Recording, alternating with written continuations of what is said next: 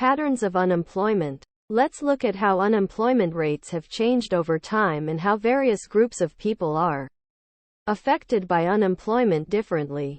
The historical U.S. unemployment rate. Figure 1 shows the historical pattern of U.S. unemployment since 1955. As we look at this data, several patterns stand out. Unemployment rates by group. Unemployment is not distributed evenly across the U.S. population. Figure 2 shows unemployment rates broken down in various ways. By gender, age, and race, ethnicity. The unemployment rate for women had historically tended to be higher than the unemployment rate for men, perhaps reflecting the historical pattern that women were seen as secondary earners. By about 1980, however, the unemployment rate for women was essentially the same as that for men. As shown in Figure 2a, during the recession of 2008-2009, the unemployment rate for men exceeded the unemployment rate for women. Through 2014, this pattern has remained, although the gap is narrowing. Younger workers tend to have higher unemployment, while middle-aged workers tend to have lower unemployment, probably because the middle-aged workers feel the responsibility of needing to have a job more heavily. Younger workers move in and out of jobs, and in and out of the labor force, more easily. Elderly workers have extremely low rates of unemployment, because those who do not have jobs often exit the labor force by retiring, and thus are not counted in the unemployment statistics. Figure 2b shows unemployment rates for women divided by age. The pattern for men is similar. The unemployment rate for African Americans is substantially higher than the rate for other racial or ethnic groups, a fact that surely reflects, to some extent, a pattern of discrimination that has constrained blacks' labor market opportunities.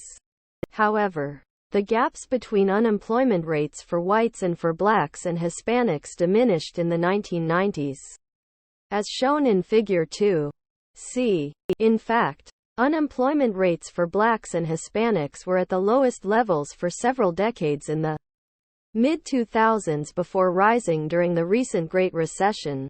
Finally, those with less education typically suffer higher unemployment. In February 2015, for example, the unemployment rate for those with a college degree was 2.7%. For those with some college but not a four-year degree, the unemployment rate was 5.1%. For high school graduates with no additional degree, the unemployment rate was 5.4%. And for those without a high school diploma, the unemployment rate was 8.4%.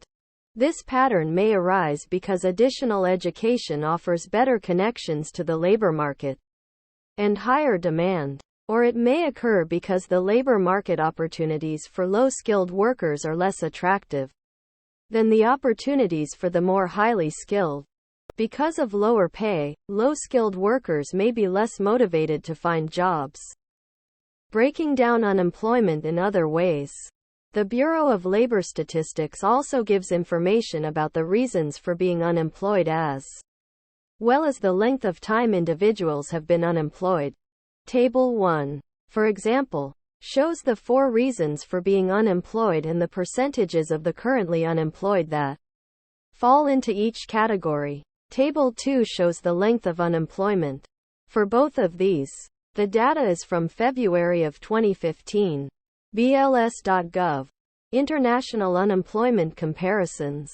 From an international perspective, the U.S. unemployment rate typically has looked a little better than average. Table 3 compares unemployment rates for 1991, 1996, 2001, 2006, just before the recession, and 2012, somewhat after the recession, from several other high-income countries. However, cross-country comparisons of unemployment rates need to be treated with care, because each country has slightly different survey tools for measuring unemployment and also different labor markets. For example, Japan's unemployment rates appear quite low, But Japan's economy has been mired in slow growth and recession since the late 1980s. And Japan's unemployment rate probably paints too rosy a picture of its labor market. In Japan, workers who lose their jobs are often quick to exit the labor force and not look for a new job, in which case they are not counted as unemployed. In addition, Japanese firms are often quite reluctant to fire workers. And so firms have substantial numbers of workers who are on reduced hours or officially employed, but doing very little. This Japanese pattern is perhaps best viewed as an unusual method for society to provide support for the unemployed, rather than a sign of a healthy economy. Comparing unemployment rates in the United States and other high-income economies with unemployment rates in Latin America, Africa, Eastern Europe, and Asia is very difficult. One reason is that the statistical agencies in many poorer countries lack the resources and technical capabilities of the U.S. Bureau of the Census. But a more difficult problem with international comparisons is that in many low-income countries, most workers are not involved in the labor market through an employer who pays them regularly. Instead, workers in these countries are engaged in short-term work, subsistence activities, and barter. Moreover, the effect of unemployment is very different in high-income and low-income countries. Unemployed workers in the developed economies have access to various government programs like unemployment insurance, welfare, and food stamps. Such programs may barely exist in poorer countries. Although unemployment is a serious problem in many low-income countries, it manifests itself in a different way than in high-income countries.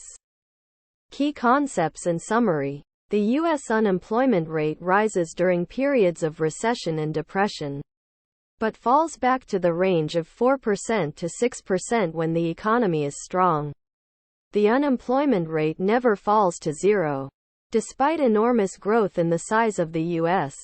population and labor force in the 20th century, along with other major trends like globalization and new technology, the unemployment rate shows no long-term rising trend. Unemployment rates differ by group. Higher for African-Americans and Hispanics than for whites. Higher for less educated than more educated. Higher for the young than the middle-aged. Women's unemployment rates used to be higher than men's, but in recent years men's and women's unemployment rates have been very similar. In recent years, unemployment rates in the United States have compared favorably with unemployment rates in most other high-income economies. Thank you for watching BookTube channel. Make sure to smash the like and subscribe buttons to receive notifications about new contents.